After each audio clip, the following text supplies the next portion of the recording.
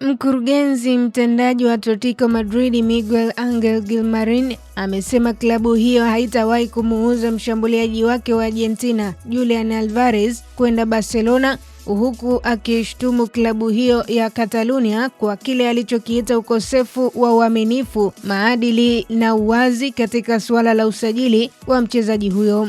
Kauli hiyo imekuja baada ya rais wa Barcelona Joan Laporta kusema siku moja kabla kwamba klabu yake bado ina nia kubwa kumsajili Alvarez. Hata hivyo, Atletico imeweka wazi kuwa haitafanya mazungumzo yoyote na Barcelona kuhusu uhamisho wa mshambuliaji huyo.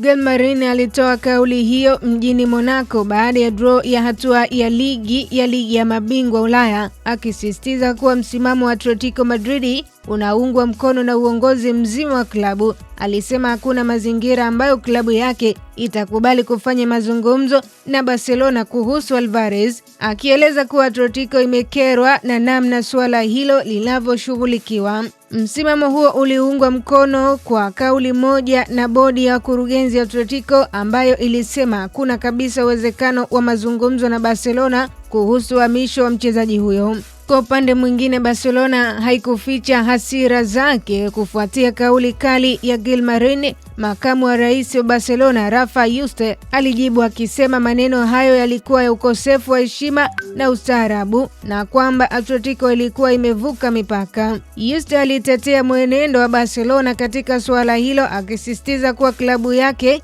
imekuwa ikifanya kazi kwa weledi. Hivyo, mvutano kati ya klabu hizo mbili za La Liga umeongezeka, huku suala la Alvarez likiendelea kuwa chanzo kikubwa cha mabishano katika kipindi hiki cha usajili.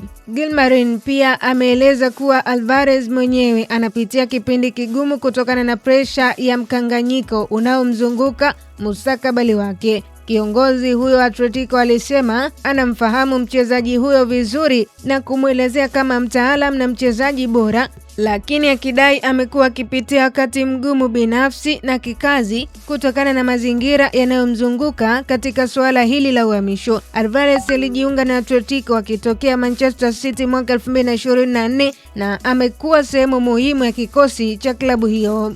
Licha ya kufunga mlango wa uhamisho kwenda Barcelona, Gilmarin amesema Atletico tayari imesema msimamo wake kuhusu Barcelona ni wa mwisho, huku akieleza kuwa inatarajia Alvarez kuelewa uamuzi huo na kuendelea kuisaidia timu katika malengo yake ya msimu. Kwa sasa hatima ya mshambuliaji huyo bado inaendelea kufuatiliwa, lakini jambo moja limewekwa wazi na Atletico: Julian Alvarez hatapelekwa Barcelona kupitia mazungumzo ya klabu hiyo. Kwa update zaidi endelea kutufuatilia kwenye mitandao ya kijamii Instagram, Facebook, X, tufollow kama Kasako Media. Mimi naitwa Official Diaga. Kasako Media, tunaangazia maisha, tunaandika kesho.